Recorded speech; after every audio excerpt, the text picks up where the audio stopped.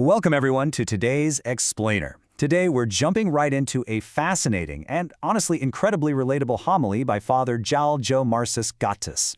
We are diving headfirst into the messy, beautiful, and deeply spiritual reality of family dynamics. Because let's face it, we all have a family, and we all know it is rarely picture perfect. Actually, sometimes our families are the ones who can hurt us the absolute most. But the message we're unpacking today, it completely flips the script on how we view our boundaries, our obligations, and our true purpose within those relationships. So let's just get right into it. So I want you to honestly reflect on this for a second. What is the very first thing that pops into your head when your family calls? Or, more specifically, when a certain relative's name suddenly flashes on your phone screen. Do you get a rush of excitement, or do you feel maybe a little bit of anxiety, a sudden sense of dread, or just instant exhaustion? The homily points out this really hard truth. A lot of us actually carry a sort of trauma when it comes to our own families. We get so exhausted because it feels like we're only remembered when someone needs something. When things are going great, it's crickets. But the second there's a crisis, our phone is ringing. And it usually starts with that one dreaded text message, right? You get a friendly, "Hey, how are you?" which is immediately followed up by what we all know is coming. "Do you have money? Can I borrow some?" The source material playfully but very directly calls out this whole phenomenon. Because it's frustrating. Feeling like an ATM for your relatives just builds resentment. Instead of feeling love when they reach out, our first instinct is usually doubt and defensiveness. But here's where the homily introduces this really compelling twist that challenges us to look at the entire dynamic from a totally different angle. Father Gattis introduces a fascinating perspective shift here. He asks his congregation a very pointed question. Which of these two would you rather be? The one who gets called upon because they are capable of helping, or the one who is desperately begging for help? Think about it. When your family calls you for a favor, it means two big things. First, you're still connected. Someone out there still remembers you. And second, they believe you're in a position of blessing. I mean, it is infinitely better to be the one capable of giving than the one who is begging. So the big takeaway here is the next time that phone rings, even if it brings a problem straight to your lap, try to recognize the profound blessing in simply having the ability to be the solution. Now, this perspective shift actually builds on a core spiritual foundation right out of the Gospel of Matthew.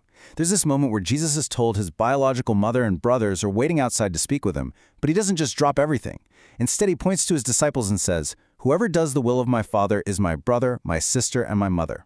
He is fundamentally redefining family right there. Now, he's not dismissing his biological relatives, but he is establishing a really clear hierarchy. Spiritual obedience, doing the will of God, actually takes priority over mere biological ties. True family isn't just about sharing DNA, it's about sharing a commitment to a much higher spiritual purpose.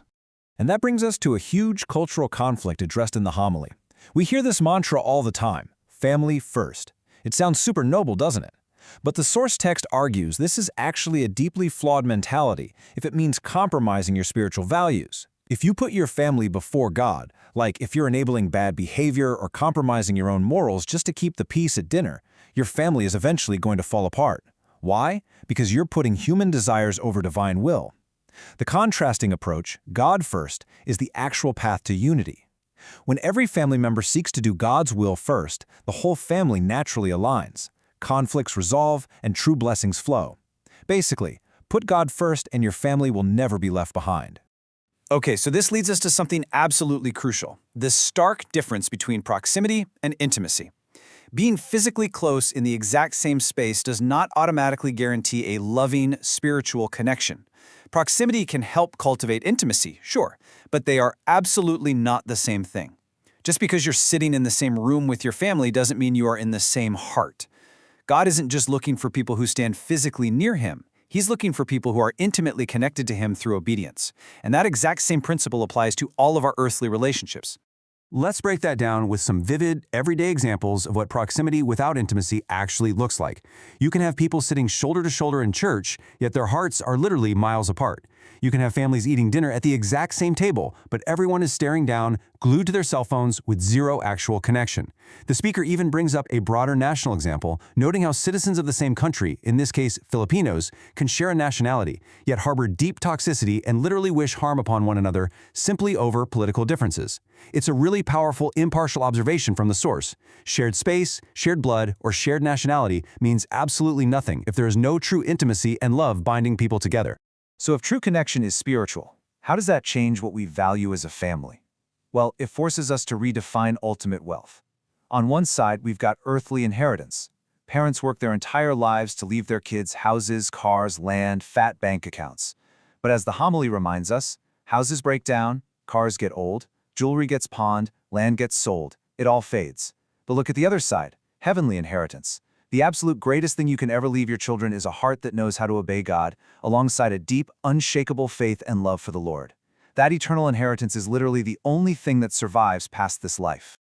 To kind of ground these abstract concepts, Father Gatus shares a really poignant real-world story. He talks about a woman who came to him weeping uncontrollably over her sister. Now, first you'd think the sister was physically ill, right? But no, she was crying because her sister was having a destructive affair with a married man. And this woman wasn't crying because her family's reputation was on the line. She was crying because she knew her sister was destroying another family, hurting innocent children, and deeply damaging her own soul. This right here, this is a profound example of true intimacy. She physically felt the spiritual pain of her sister's sin. But be honest, how do most people react in these situations? We usually go straight to this modern detached catchphrase, "Hey, that's your life, your choice. I don't care about you anymore."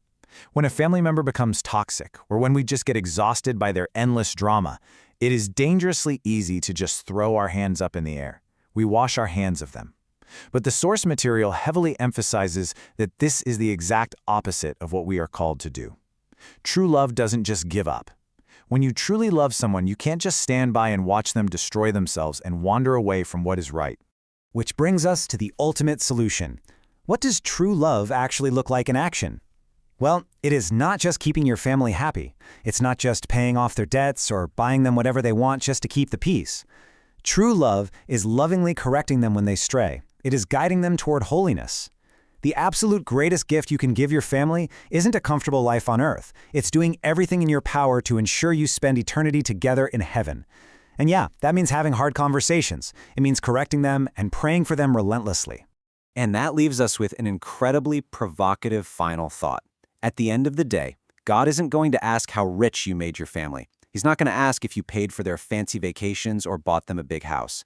He will ask one simple question: did you bring them closer to me? It completely challenges us to rethink our true responsibilities to the people we love. Are we just enabling their earthly happiness, or are we actively fighting for their spiritual well-being? It is a massive paradigm shift. I really hope this explainer has given you a powerful, structured new lens to view your own family dynamics through. Thank you so much for exploring this with me today, and I'll catch you next time.